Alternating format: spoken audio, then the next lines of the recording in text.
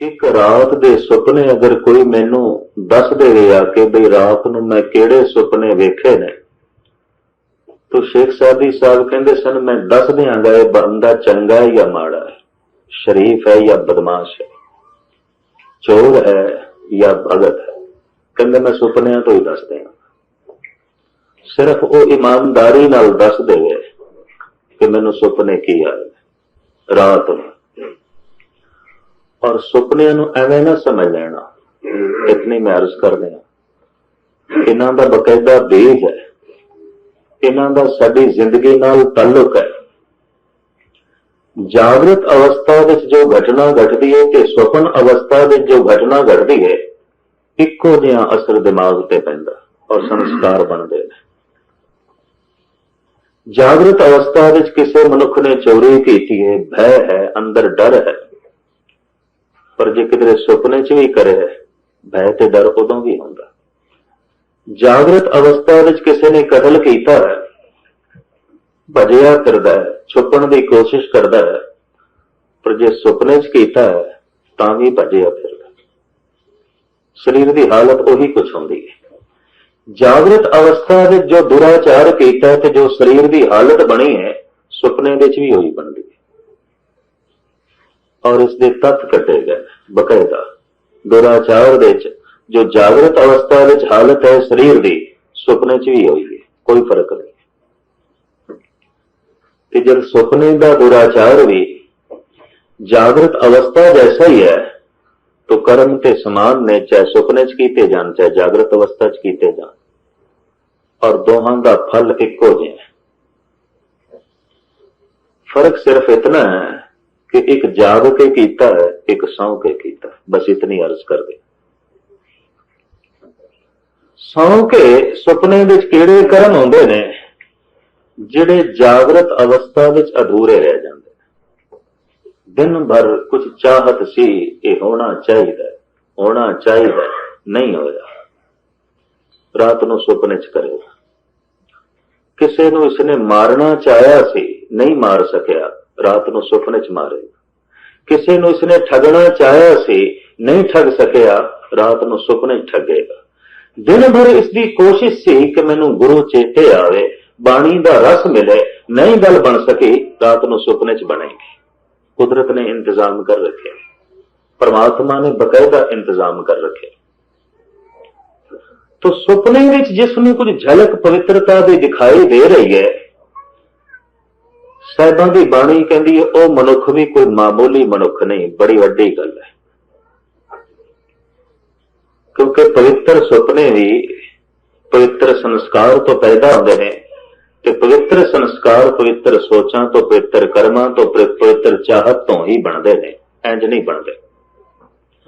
चंगी तरह मैनू याद है साहिब श्री गुरु नानक देव जी महाराज का एक अस्थान है महानदी के कंढे उड़ीसा विच, जगन्नाथपुरी तो थोड़ी जी दूरी ते।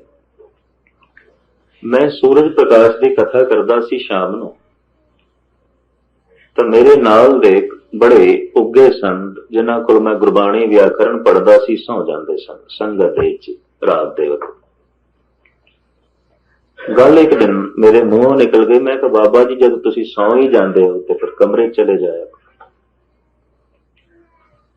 कहने लगे नहीं बैठना तो मैं संगत है, तो मैं कहा सिर्फ 10 मिनट बैठ दो तुहानूं नींद आ जांदी है, जाके सौ जाया करो। कहने लगे नहीं, कथा सुनदियां सुनदियां सोना है। मैं कहा जब सौ गए तो फिर फर्क की पै जाता है, भावें इत्थे सोवो ते भावें कमरे सोवो।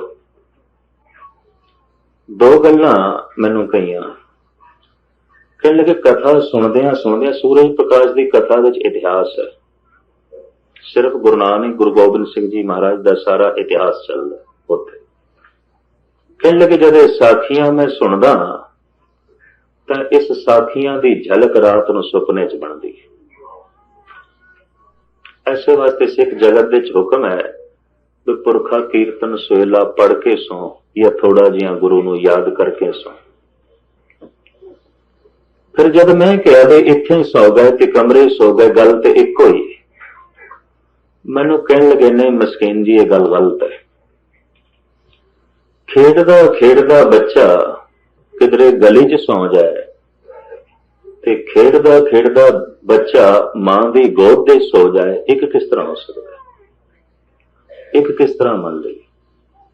ਇੱਕ ਸੜਕ ਤੇ ਸੌਂ ਗਏ, ਇੱਕ ਮਾਂ ਦੀ ਗੋਦ ਦੇ ਸੋ ਗਏ। ਸੁੱਤੇ ਤੇ ਦੋਵੇਂ ਹੀ ਨੇ, ਪਰ ਸੋਣੇ ਵਿੱਚ ਬੜਾ ਅੰਤਰ ਹੈ। ਇੱਕ ਗੈਰ ਮਹਿਫੂਜ਼ ਹੈ, ਇੱਕ ਹਿਫਾਜ਼ਤ ਵਿੱਚ। ਉਦੋਂ ਤੇ ਖੈਰ ਇਹ ਗੱਲ ਮੇਰੀ ਸਮਝ 'ਚ ਨਹੀਂ ਆਈ, ਪਰ ਸਹਿਜੇ ਸਹਿਜੇ ਇਸ ਗੱਲ ਦਾ ਪਤਾ ਚੱਲਿਆ ਕਿ ਜਾਗਰਤ ਅਵਸਥਾ ਵਿੱਚ ਜਿਹੜਾ ਭੈੜਾ ਕਰਮ ਮਨੁੱਖ ਦੇ ਅੰਤਿਸ਼ਕਰਨ ਨੂੰ ਮੈਲਾ ਕਰ ਜਾਂਦਾ ਹੈ, ਸੁਪਨੇ ਦਾ ਭੈੜਾ ਕਰਮ ਵੀ ਮੈਲਾ ਕਰ ਜਾਂਦਾ ਹੈ। ਜਾਗਰਤ ਅਵਸਥਾ ਦਾ ਜਿਹੜਾ ਪਵਿੱਤਰ ਕਰਮ ਕੁਝ ਖੇੜਾ ਦੇ ਜਾਂਦਾ ਹੈ, ਮਸਤੀ ਦੇ ਜਾਂਦਾ ਹੈ, ਸੁਪਨੇ ਦਾ ਪਵਿੱਤਰ ਕਰਮ ਵੀ ਕੁਝ ਖੇੜਾ ਦੇ ਜਾਂਦਾ ਹੈ, ਕੁਝ ਮਸਤੀ ਦੇ ਜਾਂਦਾ ਹੈ, ਕੁਝ ਰੰਗ ਦੇ ਜਾਂਦਾ ਹੈ, ਕੁਝ ਅਨਹੋਣੀ ਖੇਡ ਬਣਾ ਜਾਂਦਾ ਹੈ। ਔਰ ਪਵਿੱਤਰ ਸੁਪਨਾ ਕਿਸੇ ਨੂੰ ਆਵੇ, ਸਮਝ ਲਓ ਕਮ ਸੇ ਕਮ ਇਹ ਮਨੁੱਖ ਮਾਨਸਿਕ ਤੌਰ ਤੇ ਲਾਜ਼ਮੀ ਪਵਿੱਤਰ ਹੈ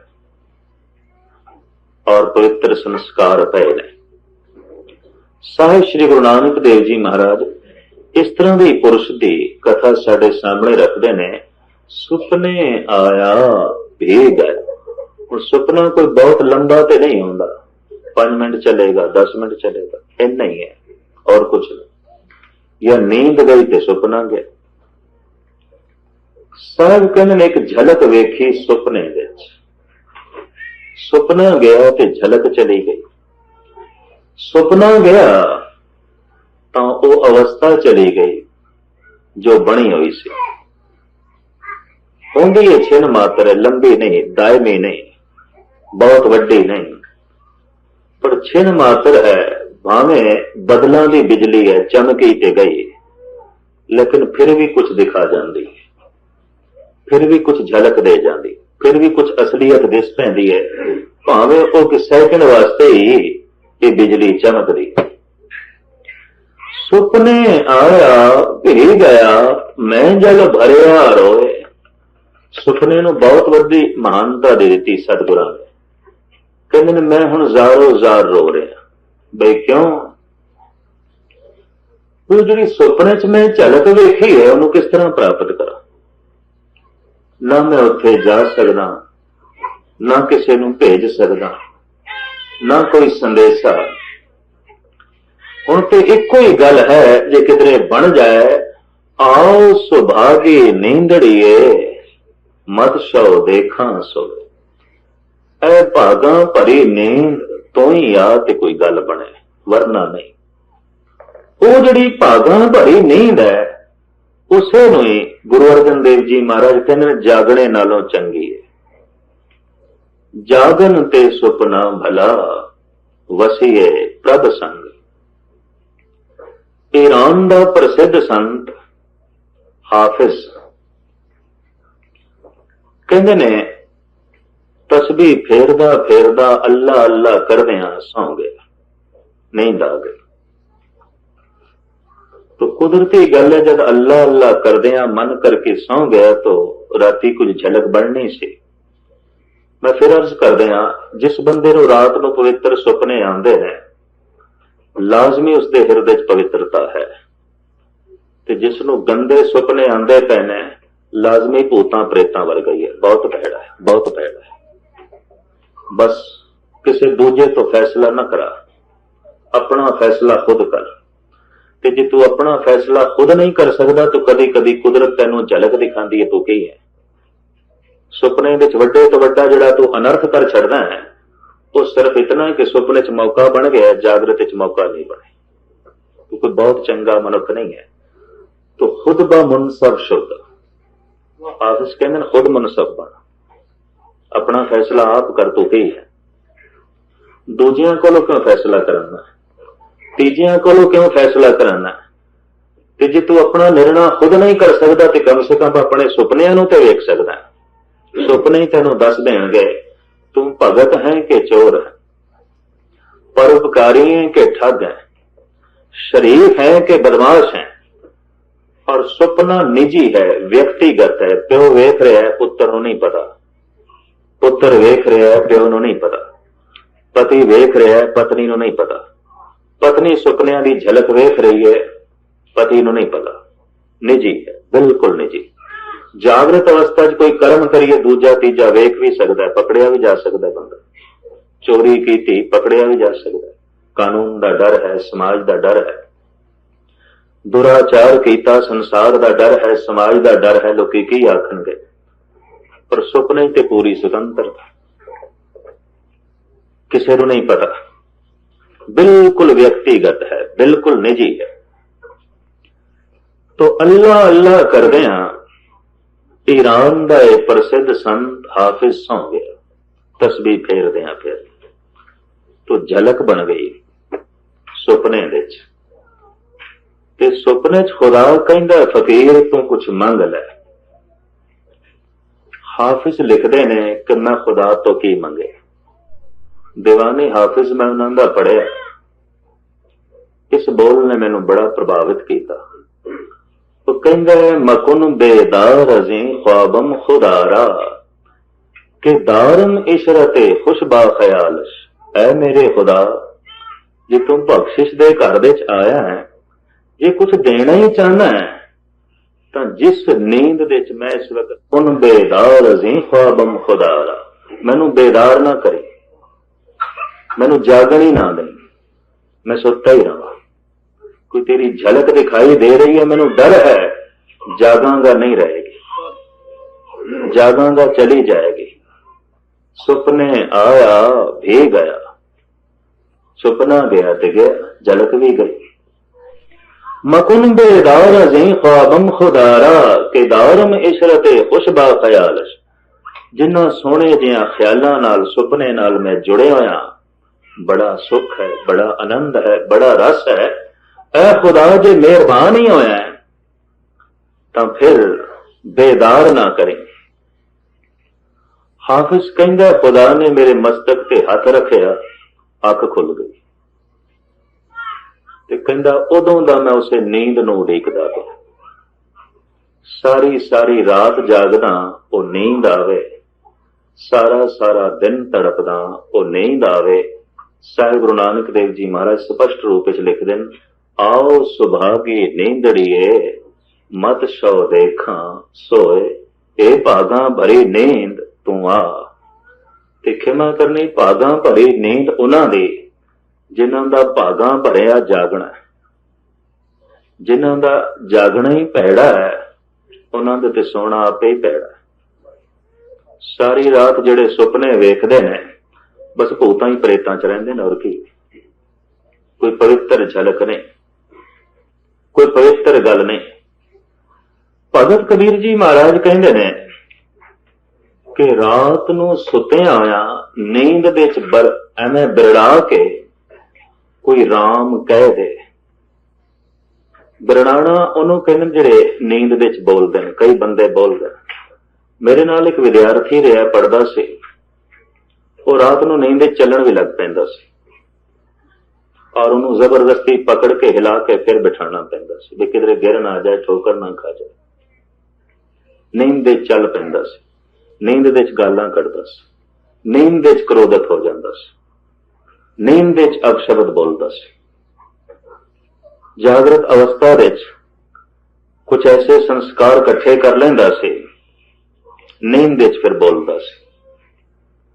ਤੇ ਭਗਤ ਕਬੀਰ ਕਹਿੰਦੇ ਕੋਈ ਨੀਂਦ ਦੇ ਵਿੱਚ ਰਾਮ ਕਹਿ ਦੇ ਤੇ ਮੈਂ ਫਿਰ ਅਰਜ਼ ਕਰਾਂ, ਨੀਂਦ ਹੀ ਦੱਸੇਗੀ ਕਿ ਇਹ ਬੰਦੇ ਤੇਰਾ ਜਾਗਣਾ ਕੀ ਹੈ।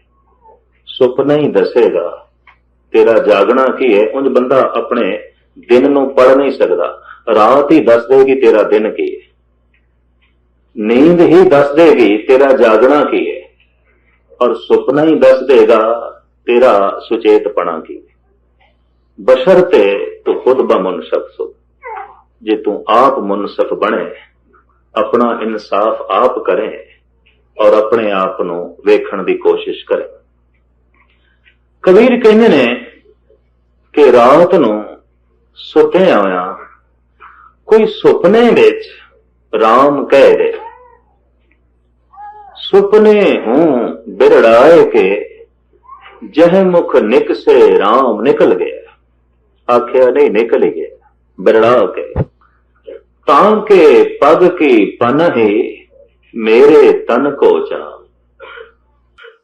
ਉਹਦੇ ਪੈਰਾਂ ਦੀ ਜੁੱਤੀ ਫਿਰ ਮੇਰੇ ਚਮੜੇ ਦੀ ਬਣਨੀ ਚਾਹੀਦੀ ਹੈ। ਉਹ ਬਾਜ਼ਾਰੋਂ ਨਾ ਲਵੇ, ਕਿਸੇ ਪਸ਼ੂ ਦੀ ਖਲ ਦੀ ਨਾ ਲਵੇ, ਮੈਂ ਆਪਣੇ ਖਲ ਦੀ ਬਣਾ ਦਿਆਂਗਾ। ਉਹ ਬੰਦਾ ਤੇ ਬੜਾ ਪਵਿੱਤਰ ਹੈ, ਬੜੀ ਗੱਲ ਹੈ। ਸੁਪਨੇ ਚ ਰਾਮ ਕਹਿ ਦਿੱਤਾ, ਔਰ ਸੁਪਨੇ ਦਾ ਆਖਿਆ ਹੋਇਆ ਰਾਮ ਇਸ ਗੱਲ ਦਾ ਸਬੂਤ ਹੈ, ਕੁਛ ਗੱਲ ਹੈ। ਨਹੀਂ ਤੇ ਹੁਣ ਤੇ ਸੁਣਿਆ ਕੋਈ ਸਾਇੰਸ ਤਰੱਕੀ ਕਰ ਰਹੀ ਹੈ, ਮਨੁੱਖ ਦੇ ਸੁਪਨੇ ਵੇਖੇ ਜਾ ਸਕਦੇ ਨੇ ਸੁੱਤਿਆਂ, ਕੀ ਵੇਖਦਾ ਪਿਆ, ਔਰ ਅੰਦਾਜ਼ਾ ਲਾਇਆ ਜਾ ਸਕਦਾ ਕਿਹੜੀ ਦੁਨੀਆ 'ਚ। ਸ਼ਾਇਦ ਸਾਇੰਸ ਉਸ ਢੰਗ ਤੱਕ, ਉਸ ਸਟੇਜ ਤੱਕ ਮਨੁੱਖ ਨੂੰ ਲੈ ਜਾਏ ਜਿੱਥੇ ਮਨੁੱਖ ਦੇ ਸੁਪਨੇ ਗੁਪਤ ਨਾ ਰਹਿਣ। ਅਜੇ ਤੇ ਗੁਪਤ ਨੇ, ਅਜੇ ਤੇ ਨਾਲ ਦੇ ਸਾਥੀ ਨੂੰ ਕੋਈ ਪਤਾ ਨਹੀਂ ਕਿ ਸੁਪਨੇ ਦੀ ਦੁਨੀਆ 'ਚ ਕੀ ਹੋ ਰਿਹਾ ਵਿਅਕਤੀਗਤ ਰੂਪ ਵਿੱਚ। ਖੁਦ ਕੱਲਾ ਹੀ ਮਨੁੱਖ ਵੇਖ ਰਿਹਾ। ਕਾਦਰ ਕਰੀਮ ਨੇ ਕੁਝ ਇਸ ਢੰਗ ਦੇ ਪਰਦੇ ਰੱਖ ਦਿੱਤੇ। ਭਗਤ ਕਬੀਰ ਕਹਿੰਦੇ ਨੇ, ਜਿਹੜਾ ਰਾਮ ਕਹਿ ਦੇ ਮੈਂ ਆਪਣੇ ਤਨ ਦੇ ਚਮੜੇ ਦੀ ਜੁੱਤੀ ਬਣਾ ਕੇ ਦਿਆਂ, ਉਹ ਮਨੁੱਖ ਬੜਾ ਪਵਿੱਤਰ ਹੈ, ਬਹੁਤ ਪਵਿੱਤਰ ਹੈ।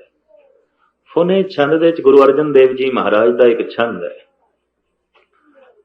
ਮੇਰੀ ਇੱਕ ਆਦਤ ਹੈ, ਹਰ ਮਨੁੱਖ ਦਾ ਇਸ ਤਰ੍ਹਾਂ ਦਾ ਸੁਭਾਅ ਹੁੰਦਾ ਹੈ। ਕੋਈ ਇੱਕ ਪੰਕਤੀ ਕਿਸੇ ਇੱਕ ਵਿਸ਼ੇ ਦੀ ਮੈਨੂੰ ਗੁਰੂ ਗ੍ਰੰਥ ਸਾਹਿਬ ਦੇ ਵਿੱਚ ਲੱਭ ਪਏ ਤਾਂ ਅੱਜ ਤੋਂ 5-7 ਸਾਲ ਪਹਿਲੇ ਮੇਰਾ ਉਹ ਸੁਭਾਅ ਹੁੰਦਾ ਸੀ ਬਈ ਇਸ ਸੰਬੰਧੀਆਂ ਹੋਰ ਕਿੰਨੀਆਂ ਪੰਕਤੀਆਂ ਨੇ ਔਰ ਕਿਹੜੇ ਕਿਹੜੇ ਪਾਤਸ਼ਾਹ ਦੀਆਂ ਨੇ,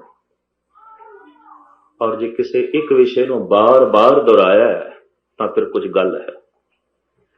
ਅਵਲ ਤੇ ਇੱਕ ਦਫਾ ਵੀ ਜਿਹੜੀ ਗੱਲ ਆ ਗਈ ਹੈ ਲਾਜ਼ਮੀ ਉਸ ਦੇ ਵਿੱਚ ਕੁਝ ਹਕੀਕਤ ਹੈ, ਸਚਾਈ ਹੈ, ਪਰ ਜਿਹੜੀ ਗੱਲ ਬਾਰ-ਬਾਰ ਆ ਗਈ ਹੈ ਉਹ ਤੇ ਫਿਰ ਕੋਈ ਖਾਸ ਘਟਨਾ ਹੈ। ਗੁਰੂ ਅਰਜਨ ਦੇਵ ਜੀ ਮਹਾਰਾਜ ਫਰਮਾਨ ਕਰਦੇ ਨੇ, ਸੁਪਨੇ ਉਭੀ ਭਈ ਗਇਓ ਕੀ ਨਾ ਅੰਚਲਾ। ਫੁਨੇ ਛੰਦ ਮਹੱਲਾ ਪੰਜਵਾਂ ਹੈ। ਸਾਹਿਬ ਕਹਿੰਦੇ ਅੱਜ ਅਸੀਂ ਸੁਪਨੇ 'ਚ ਦੋ ਰੂਪ ਹੋ ਗਏ। ਹੁਣ ਦੂਜਾ ਰੂਪ ਆਪਣੇ ਵਿੱਚੋਂ ਹੀ ਪ੍ਰਗਟ ਹੁੰਦਾ ਹੈ, ਬਾਹਰੋਂ ਤੇ ਆਉਂਦਾ ਨਹੀਂ। ਸਾਹਿਬ ਕਹਿੰਦੇ ਅਸੀਂ ਦੋ ਰੂਪ ਹੋ ਗਏ।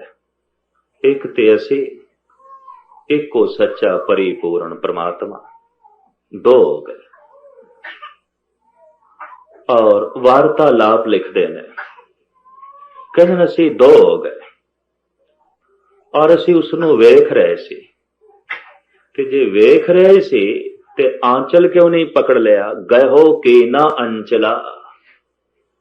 ਦਰਅਸਲ ਪਵਿੱਤਰ ਸੁਪਨਾ ਆਵੇ ਨਾ ਤੇ ਇਤਨਾ ਵੀ ਅੰਦਰ ਖਿਆਲ ਪੈਦਾ ਹੋ ਜਾਏ ਇਸ ਸੁਪਨੇ ਨੂੰ ਲੰਬਾ ਕਰਨਾ ਹੈ, ਸੁਪਨਾ ਟੁੱਟ ਜਾਏਗਾ, ਉਸੇ ਵਕਤ ਟੁੱਟ ਜਾਏਗਾ। ਅੱਖ ਖੁੱਲ ਜਾਂਦੀ, ਨੀਂਦ ਖੁੱਲ ਜਾਂਦੀ। ਉਸ ਬਾਰੀਕੀ ਦਾ ਸਤਿਗੁਰ ਜ਼ਿਕਰ ਪੈ ਕਰਦੇ ਨੇ। ਸੁਪਨੇ ਉਭੀ ਭਈ ਗਇਓ ਕੀ ਨਾ ਅੰਚਲਾ। ਆਂਚਲ ਕਿਉਂ ਨਹੀਂ ਪਕੜ ਲਿਆ? ਸੁੰਦਰ ਪੁਰਖ ਬਿਰਾਜਤ ਵੇਖ ਮਨ ਬੰਚਲਾ। ਉਹ ਇਤਨਾ ਸੁੰਦਰ ਸੀ, ਉਹ ਇਤਨਾ ਮਹਾਨ ਸੀ, ਅਸੀਂ ਤੇ ਵੇਖਣ ਦੇ ਚ ਲੀਨ ਰਹਿ ਗਏ। ਪਕੜੇ ਕੌਣ? ਆਂਚਲ ਕੌਣ ਪਕੜੇ? ਹੁਣ ਇੱਕੋ ਹੀ ਗੱਲ ਹੋ ਸਕਦੀ, ਜਾਂ ਬੰਦਾ ਵੇਖਣ ਦੇ ਚ ਲੀਨ ਹੋਵੇ ਜਾਂ ਫਿਰ ਪਕੜੇ ਤੇ ਗੱਲ ਖਤਮ। ਆਂਚਲ ਹੱਥ ਆਉਂਦਾ ਨਹੀਂ ਔਰ ਸੁਪਨਾ ਟੁੱਟ ਜਾਂਦਾ, ਨੀਂਦ ਖੁੱਲ ਜਾਂਦੀ ਹੈ। ਖੋਜੋ ਤਾਂ ਕੇ ਚਰਨ ਕਹੋ ਕਤ ਪਾਈਏ, ਹਰ ਹਾਂ ਸੋਈ ਜਤਨ ਬਤਾਏ ਸਖੀ ਪ੍ਰੇਉ ਪਾਈ। ਉਹ ਜਿਹੜਾ ਸੁੰਦਰ ਪੁਰਖ ਸੁਪਨੇ ਚ ਵੇਖਿਆ, ਖੋਜੋ ਤਾਂ ਕੇ ਚਰਨ। ਸਾਹਿਬ ਕਹਿੰਦੇ ਹੁਣ ਜਾਗਰਤ ਅਵਸਥਾ ਚ ਉਹਨੂੰ ਲੱਭਦੇ ਫਿਰਦੇ, ਹੁਣ ਜਾਗ ਕੇ ਉਸਨੂੰ ਲੱਭਦੇ ਫਿਰਦੇ। ਖੋਜੋ ਤਾਂ ਕੇ ਚਰਨ ਕਹੋ ਕਤ ਪਾਈਏ, ਹਰ ਹਾਂ ਸੋਈ ਜਤਨ ਬਤਾਏ ਸਖੀ ਪ੍ਰੇਉ ਪਾਈ। ਐਸਾ ਕੋਈ ਯਤਨ ਦੱਸ, ਉਹ ਜੋ ਸੁਪਨੇ 'ਚ ਝਲਕ ਵੇਖੀ ਹੈ ਉਹ ਫਿਰ ਵੇਖੀਏ, ਫਿਰ ਬਣੇ। ਸੁਪਨੇ ਵਾਸਤੇ ਇਤਨੀ ਤੜਪਣਾ ਗੁਰੂ ਅਰਜਨ ਦੇਵ ਜੀ ਮਹਾਰਾਜ ਦੀ, ਸੁਪਨੇ ਵਾਸਤੇ ਇਤਨੀ ਵਿਆਕੁਲਤਾ ਸਾਹਿਬ ਗੁਰੂ ਨਾਨਕ ਦੇਵ ਜੀ ਮਹਾਰਾਜ ਦੀ। ਸੁਪਨੇ ਆਇਆ भी गया मैं जल भरिया रोए, आए न सखां तुझ कन प्यारे, भेज न सखां कोय। कुछ गल है।